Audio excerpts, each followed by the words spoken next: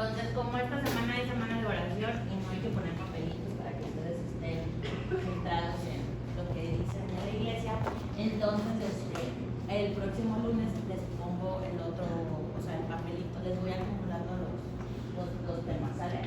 Bueno, entonces aquí nos quedamos en lo del tratamiento y les dije que el 70% de los pacientes van a responder a un solo tratamiento, el otro 30% va a ocupar politerapia. De ese 30% que ocupa politerapia, el 50% va a requerir, va a tener buena respuesta al tratamiento y el otro 50% no. De ese 50% que no tuvo buena respuesta al tratamiento, el 33% va a ocupar cirugía y el otro 67% es totalmente refractario al tratamiento. Entonces, los mecanismos de acción, ¿ok? Unos van a inhibir los canales de sodio, otros los de calcio, porque si se acuerdan cuando les expliqué, ¿ok? Estos van a ser excitatorios, otros van a aumentar el GABA, que el GABA es inhibitorio, otros van a disminuir la liberación del glutamato, ¿ok? Otros van a potenciar el receptor de GABA y otros van a actuar sobre las membranas de las vesículas sinápticas. Okay, así que así pongan los medicamentos para que cuando yo se los ponga en el examen, esa es otra cosa. Yo les pongo un caso clínico, ustedes tienen que aprender a leer bien, no leen, lean bien, ¿ok? Me están preguntando, ¿hay la fecha va en el examen? O sea, luego me preguntan, ay, es que este caso clínico, ¿cómo está el paciente? A ver, yo te estoy diciendo cómo está el paciente, si quieres no le hagas caso a todo el caso clínico, pero yo te estoy preguntando el mecanismo de acción. Y ahí les pregunto el mecanismo de acción. A veces les pongo dos medicamentos, pero son totalmente diferentes los mecanismos de acción. Entonces, lean bien los exámenes. Y a la hora de repasar, háganlos así. Los que inhiben, los de calcio, los de sodio, los que van a aumentar el GABA y eso. ¿Ok? Bueno, se van a clasificar en los clásicos, que van a ser los que van a tener más efectos adversos, que es fenobarbital, benzoína, nitrosamida, carbamazepina y ácido valproico. Esos son los que van a tener mayor efectos adversos. Los nuevos, que son los que salieron en 1990, van a tener menos efectos adversos, que van a ser la motrigina, gabapentina, topiramato y levetiracetam. Y también dentro de esos medicamentos vamos a utilizar a los benzodiazepinas. Las benzodiazepinas las vamos a utilizar cuando un paciente está en estatus epiléptico, cuando está teniendo una convulsión. ¿Okay? Vamos a tener también otra clasificación, que son los de amplio espectro, o que van a ser para varios tipos de convulsiones, como el ácido valproico, la motrigina, el topiramato, el levetiracetam, y los de corto espectro, que van a ser generalmente para un solo tipo de convulsión, como el fenobarbital, isosusamida, carbamazepina, gabapentina, pregabalina y oxcarbamazepina. ¿Ok? De esos van a ser la clasificación. Y bueno, aquí les puse un cuadrito y si se dan cuenta, vamos a tener a los tipos de crisis convulsivas, vamos a tener a las crónico-clónicas generalizadas, aunque generalmente estas van a ser primarias, vamos a tener las crisis focales, crisis de ausencia, crisis atípicas de ausencia, clónicas y atónicas. Y si se dan cuenta, para las crisis tónico-clónico generalizadas, el medicamento de primera elección va a ser la motrigina y ácido valproico. Como alternativos vamos a tener a todos estos medicamentos, sonizamida, difenhidrametoína, carbamazepina, oxcarbamazepina, todos estos. Pero los de primera elección, por ejemplo, para crisis focales va a ser la motrigina, carbamazepina, crisis de ausencia, ácido valproico, torsusamida, la motrigina, y para crisis atípicas, ácido valproico, la motrigina y topiramato. ¿Qué es lo que ven muy frecuentemente en eso? La motrigina, ¿ok? Entonces, cuando ustedes estén en el servicio social y si ustedes no saben qué tipo de convulsión tiene el paciente, si es tónico-clónica, si es de ausencia, si es lo que sea, ustedes denle la motrigina. ¿Ok? Llega con ustedes un paciente que tuvo una convulsión, ustedes pues por alguna razón no saben distinguir bien si es una otra, pero si le dan la motrigina no van a hacer el oso de su vida, le van a pegar. ¿Ok? Y lo derivan a neuro para que pues ellos vean, estudien más al paciente, pero el neurólogo no se va a reír de ustedes si le dan la motrigina. ¿Ok? Porque la motrigina es para todo tipo de de crisis convulsivas, ¿ok? Entonces, pues la morfina es como que hacen súper bien, ¿verdad? Bueno, después vamos a tener otro que es el estatus epiléptico, ¿ok?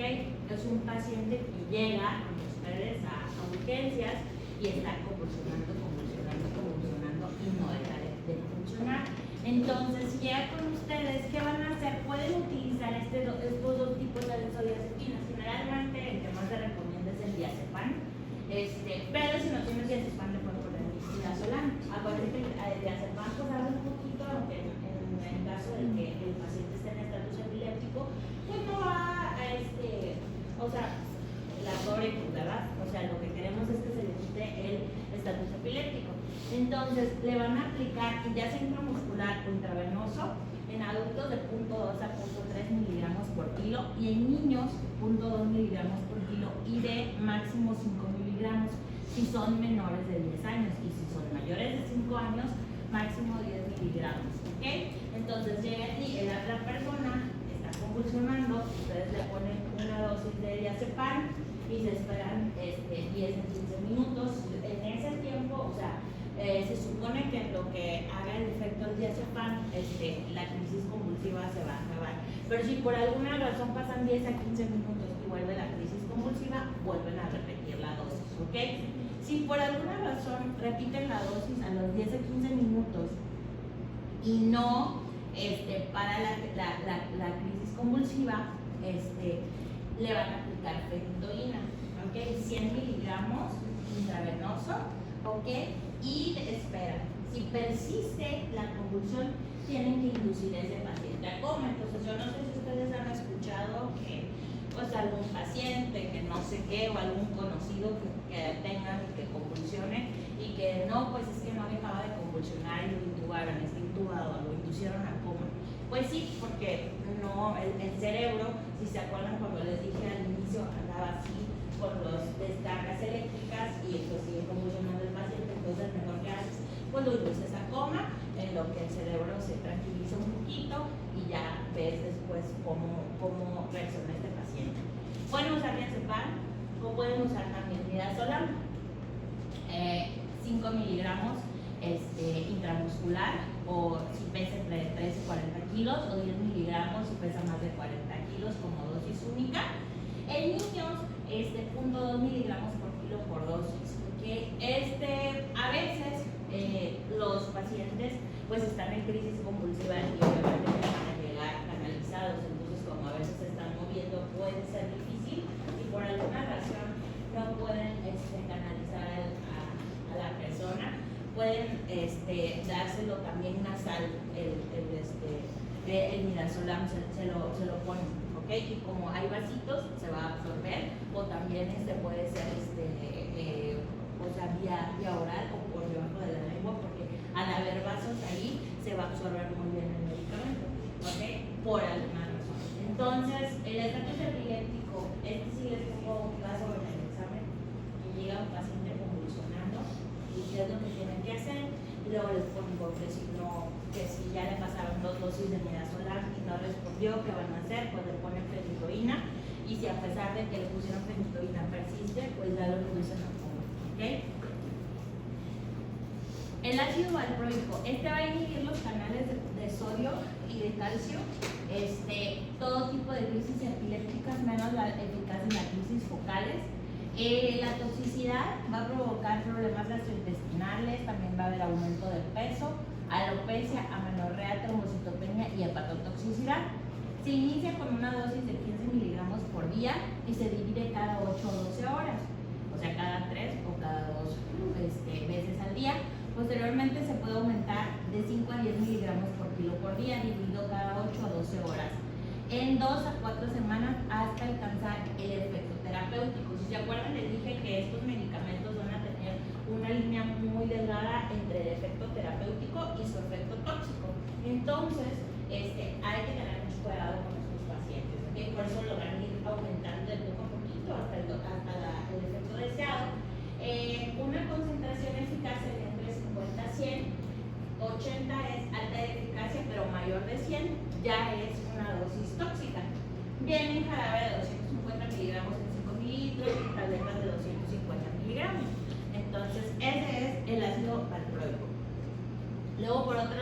vamos a tener a la motrigina, que ya sabemos que si no saben qué tipo de crisis es, pues le dan la motrigina.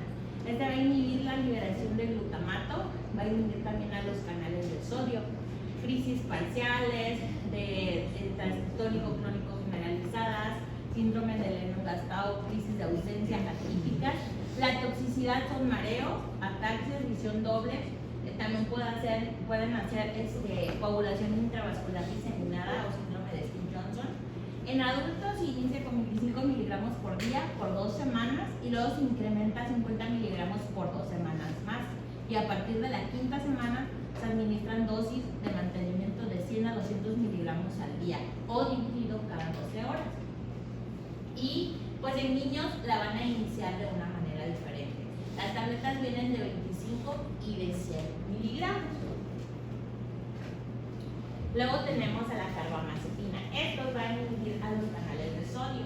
Son para crisis parciales y tónico-clónico generalizadas. La toxicidad puede ser aguda, irritabilidad, estupor, depresión respiratoria, crónica, somnolencia, vértigo, ataxia, diplopia, visión borrosa, anemia y hepatotoxicidad. ¿Para qué más usan la carbamazepina? Aparte de que es un anticonvulsivo. Ajá. Yo tenía esa pregunta porque me ha tocado ver personas que tienen ansiedad y depresión. En las carbamazepina. Sí. Ajá. Sobre todo porque a veces los que tienen ansiedad y depresión van a cursar con insomnio. ¿Okay? La carbamazepina, uno de sus efectos más, como más marcado es la somnolencia. Por eso se les va a pedir que se la tomen durante la noche. ¿Okay? Porque si se la dan en el día, el paciente va a andar todo así como somnoliento, todo un sonámbulo. ¿Okay? Entonces, por eso, también para los pacientes que, por ejemplo, tienen insuficiencia venosa, ¿okay? Y que tienen mucho dolor, a veces también les dan la carbamazepina, ¿okay? Porque los relaja, como que les quita el dolor. ¿Okay? Los niveles plasmáticos deben de estar entre 4 y 12, es lo que dice el libro, pero también menciona que los niveles plasmáticos mayores a 8 ya van a dar niveles tóxicos. ¿Okay? En adultos son de 600 a 800 miligramos, eso durante 24 horas, las dividen cada 3 o cada 2, y en los niños de 10 a 30 miligramos por kilo de peso al día. La motrigina, ¿ok? Bueno, ya vimos la motrigina y levetiracetam, lo hemos visto, pero la motrigina y levetiracetam, estos son medicamentos que van a dar ustedes a las pacientes que se embarazan, ¿ok? Porque son seguros, van a tener menor riesgo de malformaciones congénitas y problemas de cognición. El valproato tiene mayor riesgo de problemas de cierre del tubo neural, sobre todo en el primer trimestre, y también está relacionado con el autismo. En adultos son de 1000 a 3000 miligramos al día, entonces divididas cada 12 horas, o sea, cada 2 veces por día. Y en los niños de 4 a 12 años inician con 10 miligramos por kilo cada 12 horas, dependiendo de la respuesta clínica. ¿Okay? Entonces, si yo les pongo en el examen que tienen una paciente que está en edad reproductiva y que aparte de eso tiene planes de embarazarse y que está tomando ácido valproico, ¿qué vitaminas tienen ustedes que reforzarle a la paciente? Eso lo vimos en la clase pasada. Ácido fólico. Ácido fólico, y hay una vitamina también que le tienen que dar. A ver, David, ¿te acuerdas qué vitamina le tienen que dar a la paciente? ¿Alguien se acuerda? Vitamina K. Ok, vitamina K. Ok, muy bien. Y entonces llega con ustedes y está tomando ácido valproico. Ok, entonces, ¿por qué le van a cambiar el ácido valproico? A ver, Basti.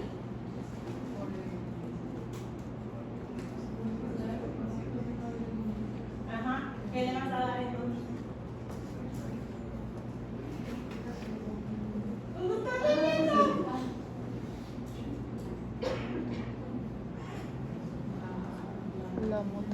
La motrigina o levetiracetam, ¿sale?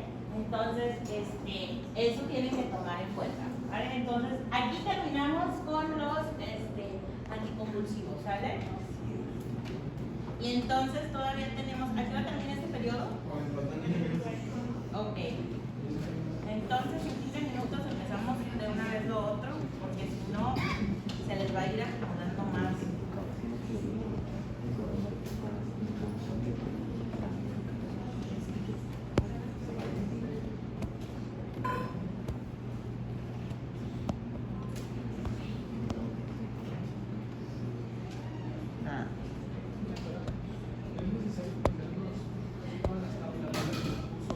No, nada más con que se aprendan los mecanismos de acción. De la motrigina, del levetiracetam, del carbamazepina, del ácido valproico, de la carbamazepina, de esos 5, ¿ok? Y bueno, obviamente que de los midazolamid y del midazolamid y del diazepam, ¿ok? Bueno, entonces ahora vamos a entrar a anestésicos generales, ¿ok? Bueno, la anestesia general se utiliza para llevar al paciente a un estado neurofisiológico que se produce por la anestesia general, que se va a caracterizar por 5 efectos primarios: inconsciencia, amnesia, analgesia, inhibición de los reflejos autonómicos y relajación del músculo esquelético, ¿ok? Entonces, para que nosotros pues logremos esto con el paciente, vamos a utilizar fármacos intravenosos y fármacos inhalados. Estos fármacos nos van a ayudar a llevar al paciente a todo esto que queremos, ¿ok? Bueno, ¿cuál va a ser el mecanismo de acción de los anestésicos generales? Pues van a actuar en las neuronas, en la sinapsis, en la neurona presináptica y en la postsináptica. En la presináptica va a intensificar la actividad inhibitoria de los neurotransmisores, sobre todo por los canales de cloro y de potasio, y en la postsináptica va a disminuir la actividad excitatoria. Sobre todo va a tener que ver con acetilcolina, glutamato, N-metil-aspartato y serotonina. Estos van a ser el mecanismo de acción de los anestésicos generales.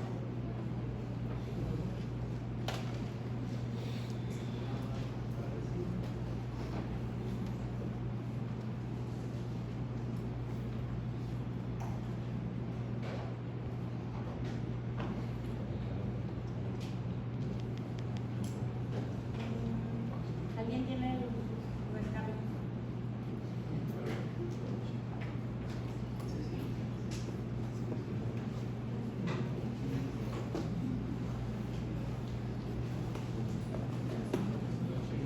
Entonces, dentro de los anestésicos inhalados, ay, no. ¿Ven? Ya quiere el nombre, que se esperen un ratito.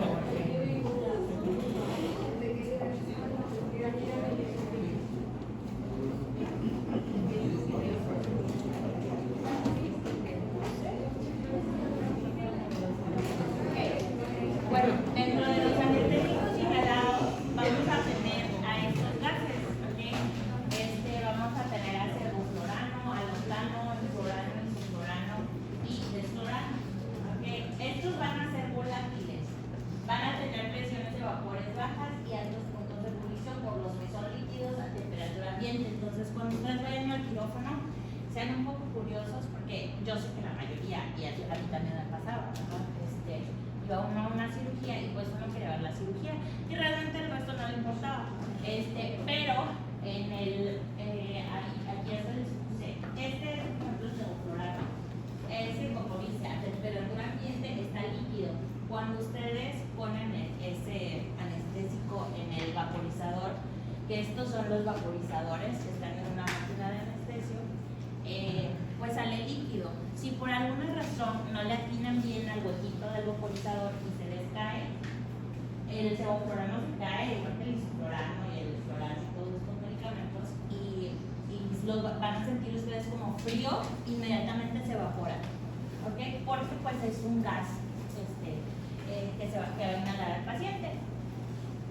En las tomas del quirófano va a haber esto, que hay oxígeno, aire médico, hay otro que es de vacío y otro que es de óxido nitroso. Aquí en México ya no utilizamos óxido nitroso. En Estados Unidos se utiliza más, sobre todo en las pacientes embarazadas que vienen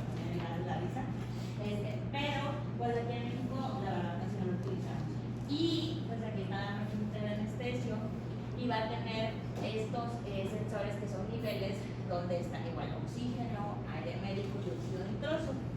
Así vienen todos, aunque no tengamos óxido nitroso, pues es donde está aquí. Y está el vaporizador, que es donde va el isoflurano, que es un gas anestésico.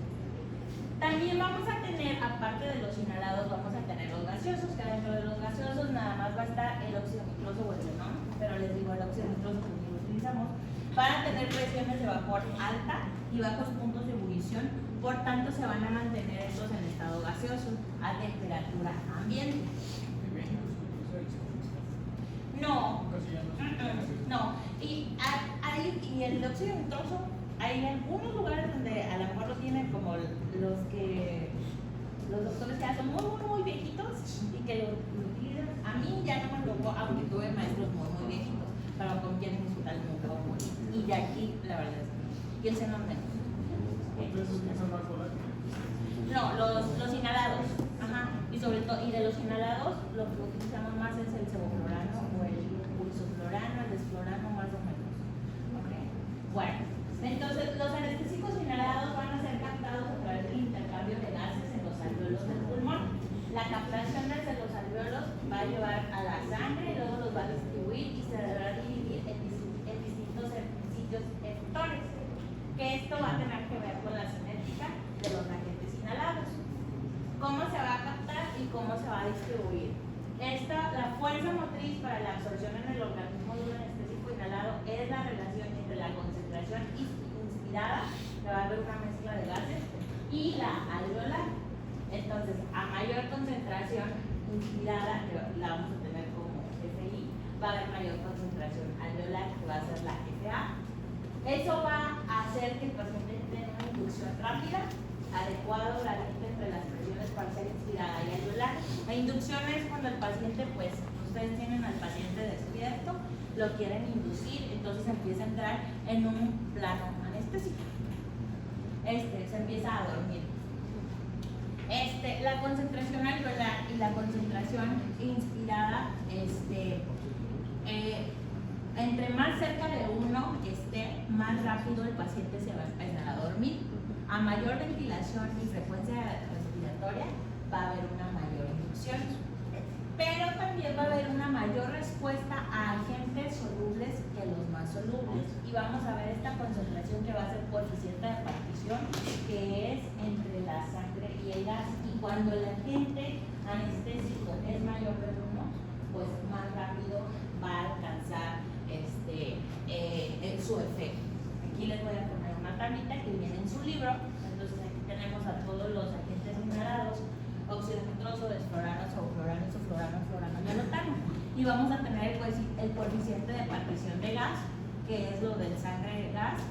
Entonces, si se dan cuenta, el óxido nitroso es de 0.47 y el del alotano es de 2.30. ¿Y qué dijimos? Que entre más cercano a uno esté, pues mayor va a ser la inducción que va a alcanzar el paciente. Entonces, obviamente, un paciente se va a dormir más rápido con alotano que con óxido nitroso, porque mayor de 1, pues va a ser más el alotano.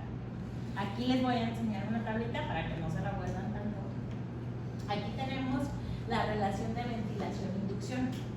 En esta parte vamos a tener al alotano, que ustedes, si se dan cuenta, va a ser el tiempo. Entonces, a los 10 minutos, si tú le das 2 ventilaciones al paciente, pues no va a alcanzar, o sea, sí alcanza su máximo de inducción, pero no tanto a que si tú le aumentas a 8 ventilaciones por minuto, pues va a alcanzar más rápido la inducción, o sea, el paciente se va a dormir más rápido. A diferencia del óxido nitroso, porque con 2 ventilaciones, pues sí se va a dormir un poquito, pero si tú le aumentas a 8 ventilaciones, no va a variar mucho. ¿Ok? ¿Por qué? Por su coeficiente de partición. Porque el coeficiente de partición del óxido nitroso es de 0.47 y el de la alotano es 2.8. Entonces, por eso se van a dormir más rápido. Y en vamos a ver la concentración anestésica alveolar, que se va a aproximar a la concentración anestésica inspirada más rápida por los agentes que son menos solubles. Los agentes menos solubles van a alcanzar más rápido la concentración alveolar. Entonces, por eso ahí sí, primero va a empezar el óxido nitroso, después el desflurano, luego el sevoflurano y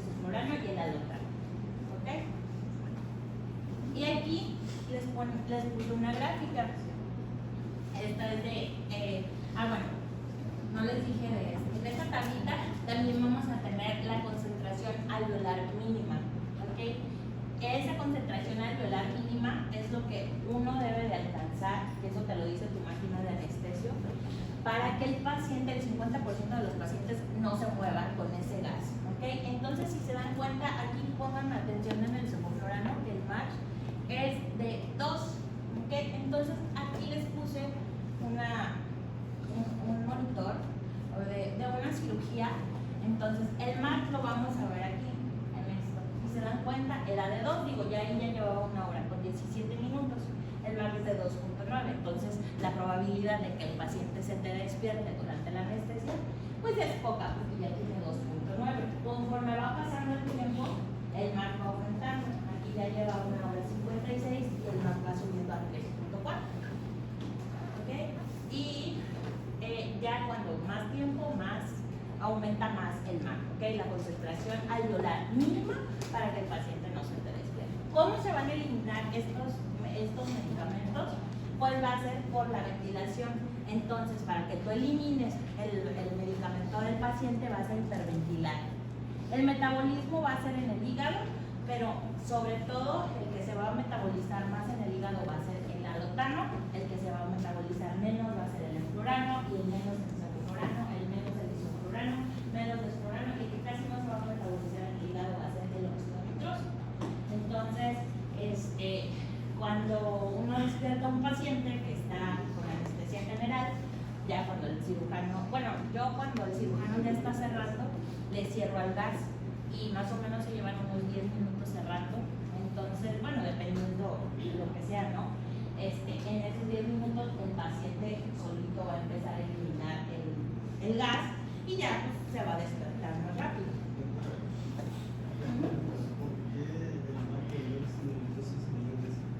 ¿Mayor de qué? Pues porque así es mayor de 100. Pues óxido nitroso yo no he utilizado, entonces en mi experiencia no te puedo decir porque óxido nitroso no he utilizado. Pero pones el monitor y si te da, claro. ¿Por qué es mayor de 100? Porque alguien muy inteligente les digo todo eso y digo, es mayor de 100. ¿Ok? Bueno, y entonces aquí si se dan cuenta, esta ya lleva 4 horas, 12 minutos, ya se está terminando la cirugía, entonces ya el MAC va en punto 1, entonces el paciente aquí pues prácticamente ya está despierto. ¿Okay? A nivel del sistema nervioso central, va a disminuir la tasa metabólica cerebral, el óxido nitroso va a aumentar el flujo sanguíneo cerebral y por lo tanto va a aumentar la presión intracraneal. Entonces, si tienen un paciente que tiene un traumatismo craneoencefálico, que tiene la presión intracerebral aumentada, ni de chiste vayan a utilizar óxido nitroso porque van a tronar a ese paciente. A nivel cardiovascular va a haber vasodilatación, el isoflurano y el desflurano y el sevoflurano van a tener un efecto mínimo en el gasto cardíaco. El desflurano va a tener una activación simpática, pero va a ser transitorio, entonces no se vayan a espantar. Y a nivel pulmonar va a haber broncodilatación, hay que tener mucho cuidado con el isoflurano y el desflurano porque es muy irritante, entonces puede provocar una broncoconstricción y también pues va a provocar depresión respiratoria. A nivel renal va a disminuir la tasa de filtrado glomerular y a nivel de músculo liso lo va a relajar. ¿Okay? Entonces, hasta aquí nos vamos a quedar y ahorita que regrese de la iglesia seguimos con esto.